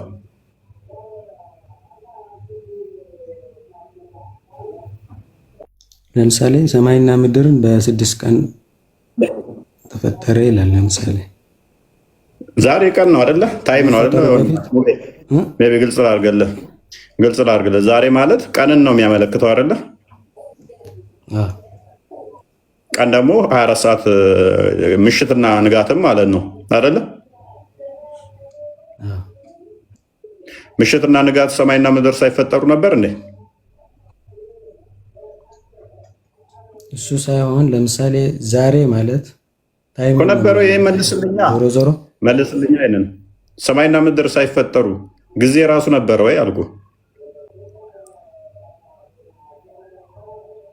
ለምሳሌ በአርብ ቀን ወይ በቅዳሜ ቀን ሰው ተወለደ ይላል፣ ሰው ተፈጠረ ይላል። አረ በእናት ሙቤ ዛሬ የሚለው ቃል የመለስኩልህ ነው። ሰማይና ምድር ከተፈጠረ በኋላ ነው ሳይፈጠር ነው ዛሬ ራሱ የተፈጠረው እኮ። ለምሳሌ ሰማይና ምድር ፈጥሯል እግዚአብሔር አይደል? ለምን ምሳሌ ትላለህ? ዛሬ መቼ ነው የተፈጠረው? ዛሬ የሚለው ቃል ቀኑ ራሱ ዛሬ መቼ ነው የተፈጠረው? ይሄ እኮ ስላልገባኝ ነው። ዛሬ ማለት ታይምን ነው የሚያመለክተው አይደል? ያ ታይም መቼ ነው የተፈጠረው? እሺ ታይም ባልከው ታይም የተፈጠረው በደንብ ግልጽ ላድርግልህ። ታይም ራሱ የተፈጠረው መቼ ነው? ሰማይና ምድር ከተፈጠረ በኋላ ወይንስ ሰማይና ምድር ሳይፈጠር ታይም ነበር? ነበረ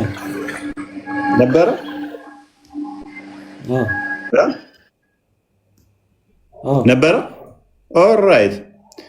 ስለዚህ ሰማይና ምድርን ሳይፈጠር ታይም ነበረ እያልከኝ ነው? ታይም ፍጡር ነው ፍጡር አይደለም?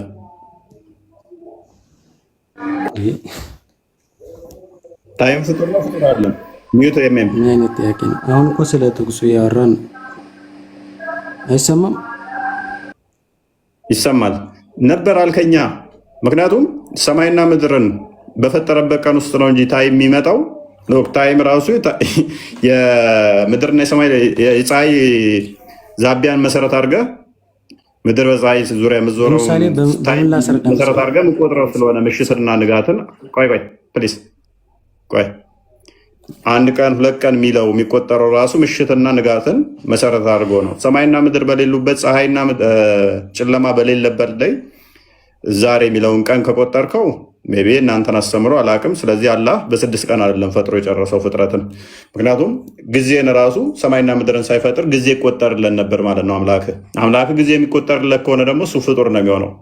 ትሪሊየን ዓመት የሚኖር ቢሊየን የሚሆን ጊዜ ወደኋላ የሚቆጠርለት ከሆነ ፈጣሪ ፍጡር ነው ማለት ነው።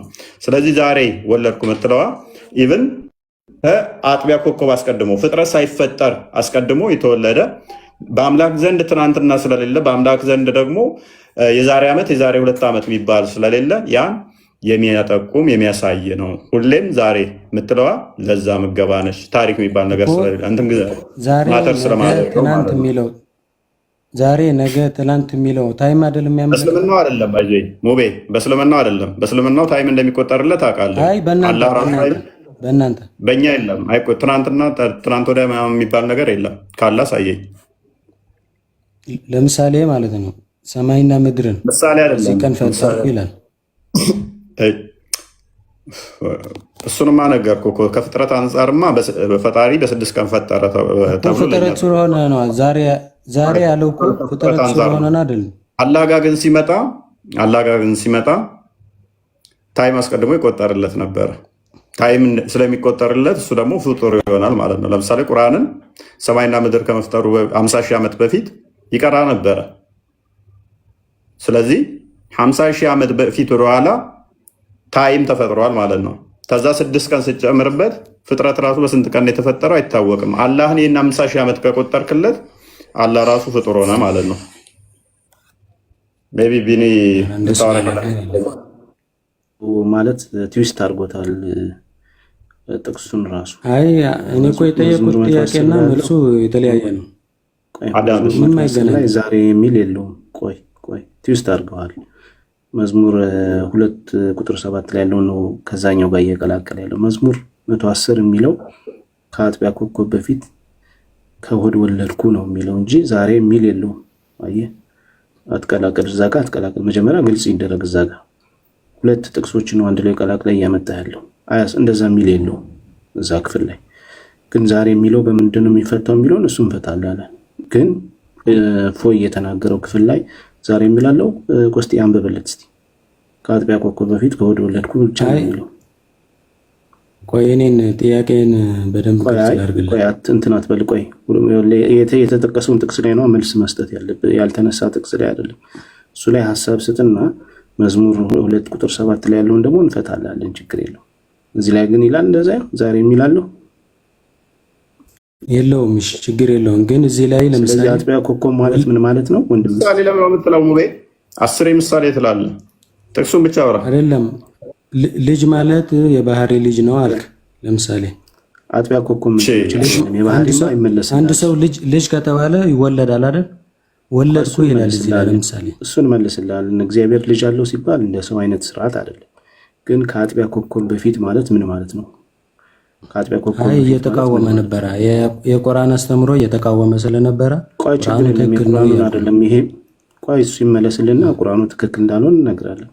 ይሄ ከአጥቢያ ኮከብ በፊት አስቀድሞ ከሆድ ወለድኩ ነው እንጂ ዛሬ የሚል የለም። ግን አጥቢያ ኮከብ የተባሉት ምንድናቸው ወይ ምንድነው? እሱን ታውቃለህ ወይስ ያብራራል? እሱ እኔ እንደምረዳው የመጀመሪያ ፍጥረት ሊሆን ይችላል።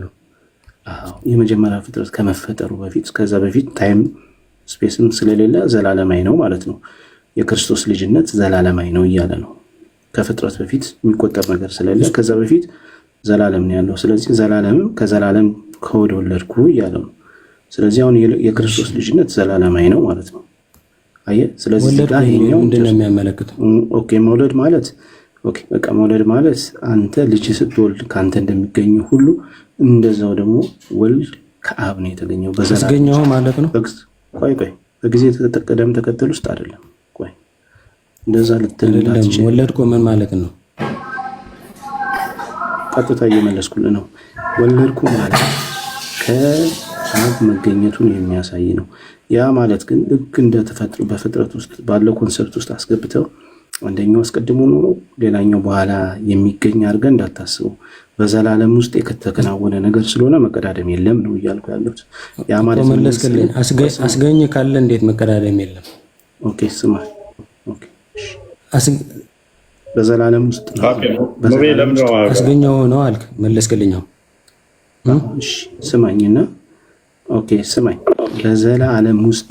በዘላለም ውስጥ ማለት ቀን በማይቆጠሩበት ውስጥ በዘላለም ውስጥ ከሆነ አስገኝ ቢባልም መቀዳደም የለም። መቀዳደም የለም ማለት ምን ማለት ነው? በዘላለም ውስጥ የተገኘ ነገር ስለሆነ ማለት ነው። አንዱ አስቀድሞ ኖሮ በኋላ ሌላኛው መጥቶ እንደዛ አይነት ነገር አይደለም። ያ ማለት ምን ማለት መሰለ? ወልድ ማለት የአብ ቃል ነው። ቃሉ የሚገኘው ከማን ነው? ከአብ ነው። እሱ ግን በዘላለም ውስጥ ከእሱ ጋር አብሮ የነበረ ነው። መቀዳደም የለም። ወይም እግዚአብሔር ያለ ቃሉ የኖረበት ዘመን የለም። ስለዚህ ከሱ ቃሉ ስለሚገኝ ልጅ ሊባል እሱ ጋር ከጥቅሱ አንዴ ስማኝ። ከጥቅሱ ከአጥቢያ ኮከብ አስቀድሞ ከሆድ ወለድኩ ይላል። ወለድኩ ምን ማለት ነው? ስለ አስገኘው ነው አለ። ስለዚህ አንድ ነገር ከተገኘ አስገኛለሁ ማለት ነው። ስለዚህ አንተ እንደምታስበው በፍጥረት ውስጥ የተከናወነ ስላልሆነ ነገርኩ እኮ እሱ ከዘላለም ጀምሮ ስለሆነ ይሄ በመቀዳደም የሚገለጥ ነገር አይደለም። ከዘላለም ጀምሮ ያለ ነው። ልክ እንደ ፍጥረት መቀዳደም እሱን እንኳን አነሳው። አንዴ ስማኝ። እንደ ተፈጥሮ እንደ ፍጥረት በፍጥረት ውስጥ ያለ መቀዳደም አባት አስቀድሞ ኖሮ በኋላ ልጅ እንደሚኖረው አይደለም። ከአብ የተገኘ ሲባል የአብ ቃሉ ነው። ያንተ ቃል ከአንተ እንደሚገኘው ሁሉ የአብ ቃል የተባለው ወልድ ልጁ ኢየሱስ ክርስቶስ ከአብ ነው የሚገኘውና እንደዛ ይባላል። ያ ማለት ግን በሁለቱ መካከል መቀዳደም የለም፣ የባህሪ መበላለጥ የለም። በዘላለም ውስጥ ያለ ነገር ነው የምታስብ ሁሉ ነገር ማለት ነው። እሱን ያዝ ማለት ነው። ኦኬ፣ እሱን በደንብ አድርገህ ያዝ። ሌላ ትንሽ አንድ ነገር ልበልና ቆይ፣ ይሄን በደንብ አብላላውና ይሄን በደንብ ያዘው። ከዛ በኋላ ይገባሃል ማለት ነው። እንዴት አድርጌ ለምናለው ብራዘር? ኦኬ፣ እንግዲህ እስኪ ገባህ ደጋግሜ መልሱን እንዲገባው ቁርአን ያላ ቃል ነው አይደል? ኦኬ ካላህ የወጣ ነው አይደለም? ቃሉ ነው ንግግሩ ነው። ካላህ የወጣ ነው አይደለም እኮ ንግግሩ ነው። ንግግሩ ፍጡር ነው። ያላህ ንግግር ነው። ያላህ ንግግር ፍጡር ነው። አትሪቢት ነው። አትሪቢት ማለት አትሪቢት ፍጡር ነው ወይ? ኤምኤም እንደሚዩት ባክሮትን ፍጡር ነው ወይ? ፍጡር ማለት ለምሳሌ ተናገርኩኝ፣ አንተ ተናገርክ፣ ፍጡር ነው የሆነ የዛን የደደብ ኡስታዝ ሎጂክ እዛችሁ እንዳመጡ አንተ ተናገርክ፣ ፍጡር ነው። አንተ ንግግርን ፍጡር ይኸውልህ፣ ስማኝ፣ ደደብ ማለት አንተ ነህ። ሰምተኸኛል አይደል? እዚህ ጋር ተቀምጠ ማለት ነው። ቆይ ተረጋጊ እኮ ስማኝ፣ እስልምና መሳደብ መፍት የለም። ነብያችን ሰለላሁ አልተሳደብኩም። ቆይ አልተሳደብኩም። ሰውን ግን ስደብ እኮ ስማኝ፣ ሰውን ግን ስደብ። ቆይ ተረጋጊ። አንድ ኡስታዝ ነው ያልኩት እኔ ምን እንደሆነ አንተ አታውቅም። እሺ ማይብ፣ እሺ ተረጋጊ። በቃ ስማኝ፣ እኔ አንተ መንካት አልፈልግም። በጣም ነው ማከብርህ፣ ግን በጣም ነው ማከብርህ፣ ግን ቆይ ተረጋጊ። በደንብ ነው ማከብርህ እያለችኝ እየሰደበችኝ ነው ግን እኮ ስማኝ፣ እምነቴን ግን የመንካት መፍት የለም። ይሄን አስጠንቅቄ ልንገርህ ማለት ነው። የእውነቴን ነው ምልክ ማለት ነው። ለምን ብትል ታውቃለህ? ነብያችን ሰለላሁ ዐለይሂ ወሰለም ለኛ ማለት አንተ አታውቅም። ልንገርህ አይደል? ምንድነው ያልከው? ከስሮኝ ሰማካለሁ ሁሌ ማለት ነው። ምንድነው ያልከው? ነብያችን አቃጥለናል፣ አሁን ምቀረን ግን አላህ ነው ያልከው። አላህ ማለት አንተ ነው የፈጠረ ፈጣሪ ማለት ነው። ልንገርህ አይደል? እናንተ የምታመለክቱ ፈጣሪ ማለት ነው የአላህ መልእክተኞች ናቸው። ቢገባክ ኖሮ ራሱ ግን መቼም አይገባችሁም እናንተ ማለት ነው። መጨረሻችሁን አታውቁም። እሺ እኛ የፈጠረን ለፈጠረን እንጂ ማለት ነው ለፈጠረን ነው እንጂ የምንገበረው እንጂ ማለት ለሰው አንገበርም። እናንተ ግን እስከመቼ ነው ለሰው የምትገበሩት? አዩ ኡስታዝን ግን የመሳደብ መፍትሄ ነው። እኔም ለሙሐመድ ትገዣለሽ አትገዢም? በጣም ነው የምገዛው፣ እገዛለሁ። አልገበርም። ለማንም መገበር ማለት መገዛት ማለት ነው። በኦሮምኛ ነው ያለችው። ለማንም አልገዛም እኮ ስማኝ፣ ነብያችን ሰለላሁ ዐለይሂ እኮ ስማኝ፣ ነብያችን ሰለላሁ ዐለይሂ ወሰለም ማለት የአላህ መልእክተኞች ናቸው። ንገርህ አይደል? እሱን አስጠንቅቄ ንገርህ። ግን እኔ ለፍጡር አልገዛም። ፍጡር ማለት ደግሞ እናንተ ናችሁ። ፍጡር ማለት እናንተ ናችሁ። ፈጣሪ ያለ ፈጣሪን እየፈጠራችሁ የምትፈጠሩት ማለት። ለሙሐመድ ግን እገዛለሁ። ሙሐመድ ፈጣሪ ነው ማለት ነው። አስጠንቅቄ ንገርህ። ለፍጡር አትገዢም አይደል? ፈጣሪ ሰማኝ፣ ፈጣሪ ማለት አላህ ማለት ነው። እናንተ የምታከብሩት ደግሞ ማለት ነው ማረብ ኢየሱስ ነው። እኛ የትኛውን ኢየሱስ እናከብረው? እኛ የምናውቀው አንድ አላህ ብቻ ነው። ገብቶ ካለ አንድ አላህ ሁላችንም የፈጠረን ፈጣሪ ነው ያለው ማለት ነው። ግን ሰማኝ፣ ግን አንተ ደግሞ ምንድነው የምታረገው? ሰማኝ እኮ አንተ ደግሞ ምንድነው የምታረገው? አዳምጠኝ እኮ አንተ ደግሞ ምንድነው የምታረገው? አላህን ያቃጥለናል፣ ነብያቸው ብቻ ነው የሚቀረው ምናምን ምትል ወላሂ ወብላሂ የወልቂያማ ቀን ትጠየቅበታለህ። እቺ ላልካት መልስ ማለት ነው። የእውነቴን ነው ምልክ ማለት ነው። የወልቂያማ ቀን ሁላችንም እንገናኛታለን። እዚህ ዱንያ ላይ ማንም የሚኖር ሰው የለም። ግን እውነቴን ነው ብለህ ለምታወራቸው ቃላቶች ደግሞ ማለት ነው እኔም አንተም ፊት ለፊት ያገናኘናል አላህ ማለት ነው። ያን ቀን እቺን ያልካት ቃል ደግሞ መቼም እንዳትረሳት። እሺ መቼም ቦን እንዳትረሳት። ሰው ከሰደበ የመስደብ ፍላጎትህ ነው። ግን እዚህ ጋር ተቀምጠ አላህ እንደዚህ ነው፣ አላህ አራጅ ነው፣ አላህ እንደዚህ ነው፣ ነብያቸው እንደዚህ ነው። ነብያቸው ማለት እኮ አንተ ቢገባክ አትጃጃል፣ ባይሆን አትጃጃል። በጣም እየተጃጃላችሁ ነው እዚህ ጋር ተቀምጣችሁ ማለት ነው። እምነቴን ግን የመሳደብ መብት የለም። እምነቴን አከብራለሁ፣ ግን እምነቴን አትሰድብ። ማስተማር ካለብህ እርስ በራስ ተማማሩ። ገና የተምራችሁ ያልጨረሳችሁ ሰዎች እዚህ ጋር መታችሁ ማለት ነው እምነታችን አትሳደብ። በቃ በጣም ነው የምታናድደው። በጣም ማለት ነው የምር በጣም ነው የምታናድደው። የእውነቴን ነው በጣም ነው የምታናድደው። እሺ ቀርታ አንተ እኮ ምን ስትል ነው የተያዝከው? እኛ እኮ ስማኝ፣ ትምህርት ከቸርች የሚያስተምሩ ሰዎች አሉ አይደል? ትምህርት ከነሱ መውሰድ አለብኝ። እነዚህን ሰዎች አልቻልኩም ያልኮ ሪከርድ እኮ አለን ታውቃለህ አይደል? ስለዚህ ኡስታዝን አትሳደብ።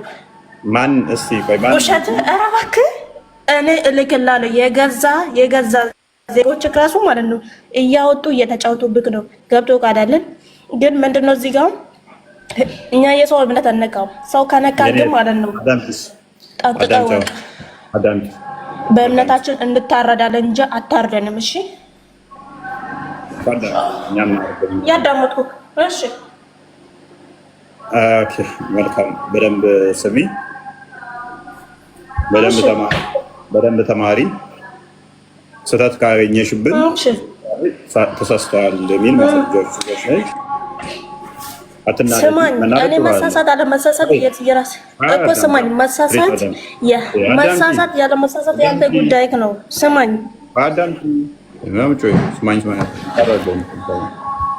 እኮ እሺ፣ አዳምጪ በስርዓት እንደዛ ነው። ስለዚህ ተረጋጊና ስድብ የመሰለሽ ጥላቻ የመሰለሽን መረጃዎችን ይዘሽ ነይና እፎይ እንደዚህ ብለሃል ትክክል አይደለህም ምናምን ነገር በይ። ይቅርታ የሚያስጠይቅ ከሆነ ይቅርታ ጠይቃለሁ። ጥፋት ካጠፋው ደግሞ ተማሪ በደንብ እየተማርሽ እንደሆነም ነግረሽና ጎበስ። ዋናው እሱ ነው የሚፈለገው። በተረፈ ሂዱ ሌላው ጋር ተማሩ። አልቻልንም እኛ አላለም። የኔንም ስማኝ፣ ያንተን እምነት የመማር ግዴታ አይደብኝም። ያንተን እምነት የመማር ግዴታ አይደብኝም። ልመልስልሽ። ቆይ ሌላ ቦታ ሂዱና ተማሩ አንልም። እሱን ያልነው ደግሞ እሱን ደግሞ የሚሉት ማናቸው? ሙስሊሞች ወይም ደግሞ ፕሮቴስታንቶች። የሆነች አንድ መስቀል ጋር በፕሮቴስታንት ስም መሰራ ፕሮቴስታንት አልመስለኝም። ሙስሊሞቹ በየቀኑ ሼር ሲያደርጉልኝ ይውላሉ። ድራማ የሚሰሩ ናቸው። ኦርቶዶክሳውያን በዚህ የጠራን የነፃን ትክክል ሃይማኖታችን ላይ በአቋም የምንይዝ እንጂ የሰው ሃይማኖት አስመስለን እንደዚህ ቁማር የምንጫወት አይደለም። ስለዚህ እንደዚህ አይነት ቆሻሻኛ ውስጥ አይገኝም። ሳላስበው ራሱ ፎሎ አደረግኩሽ እንጂ ኤኒዌይስ የፎሎ ችግር የለብኝም። የወልቂያ መቀን ፎሎ አይደለም ለእኔ የሚመሰክር ፎሎውን አነሳለሁ ብዬ አስወረድኳት። ደግሞ ፎሎ አድርጊያት ሌላ ነገር እነኚህ ሰዎች ሜታ አድርጋታለሁ ስል ፎሎ አደረግኩ።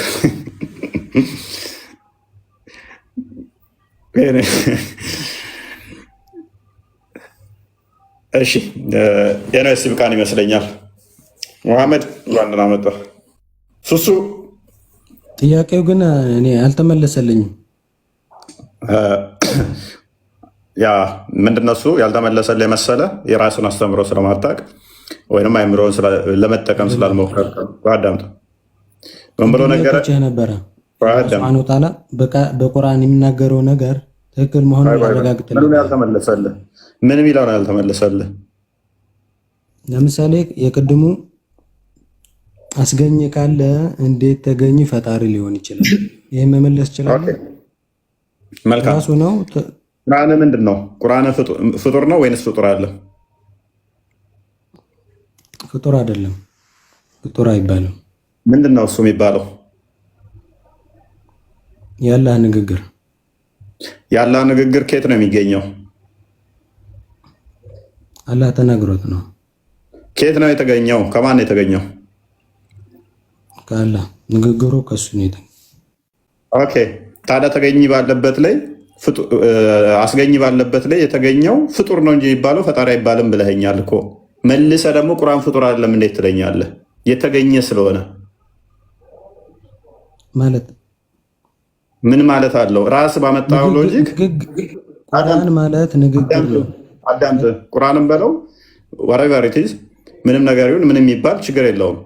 አስገኝ ካለ የተገኘው በምንም ተአምር ፈጣሪ አይባልም ፍጡር ነው የሚሆነው አልክ። አንተ ባመጣው ሎጂክ መሰረት ቁርአን ምንድነው አልኩ? ያላ ንግግር ነው አልከኝ። ከማን የተገኘው አልኩ? ከአላህ ነው የተገኘው አልከኝ። ስለዚህ ቁርአን የተገኘው ይሄ ወለድኩ ነው የሚለው። አዳምጥ። መወለድ የተሻለ ነው ከመናገር። ንግግር ከሆነ በታይም ውስጥ የሆነ እንትን ነው። ስለዚህ ሎክ ምንድነው ሎጂኩ? ቁርአን ያላ ንግግር ነው which ንግግር ነው ማለት ከአላህ የወጣ ማለት ነው። ወለድክ የሚባለው አንተ አመጠህ አላህ እንደዛ ስለሚያውቅ 9 ወር ተረግዞ የሚወለደውን ስለሚያውቅ ነው።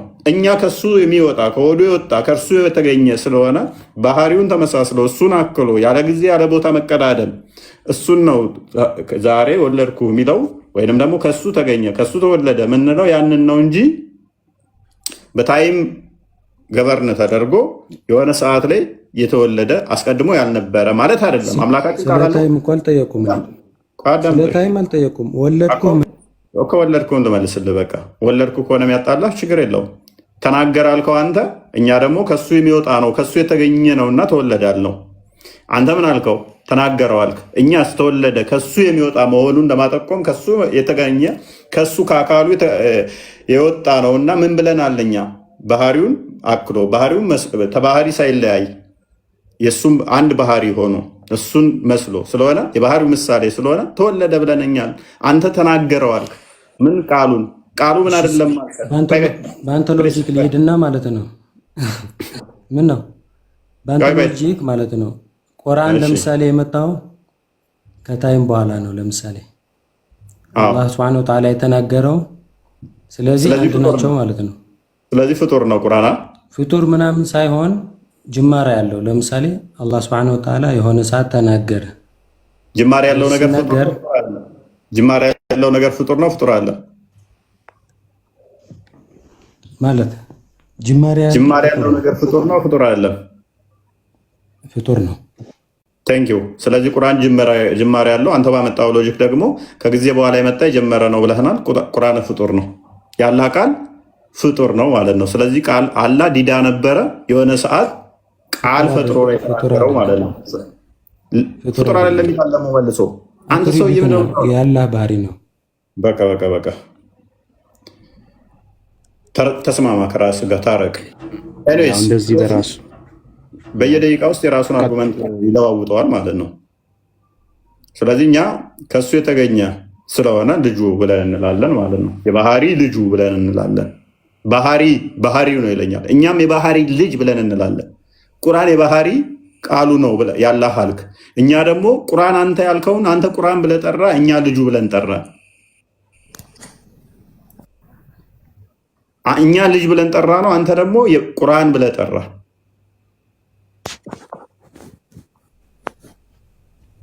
እኛ ክርስቶስ በስጋ ሲገለጥ ምን አለ? ኦኬ ከማርያም ስጋና ደምን ነስቶ ተዋህዶ ተገለጣለን። አንተ ደግሞ ያላ ቃል በወረቀት ላይ በቀለም ጋር ተዋህዶ ጥቁርና ቀይ ሆኖ ተጻፈበት አልክ።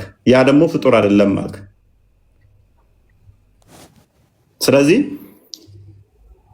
ከወድ ወለድኩ ሲል ከሱ እንደመውጣቱ ነው። ወለድኩ ሲል የሆነ ሰዓት ላይ የሚወጣ እንደዚህ እንትን ሳይሆን ኢተርናል ጄኔሬሽንን የሚጠቁም ነው።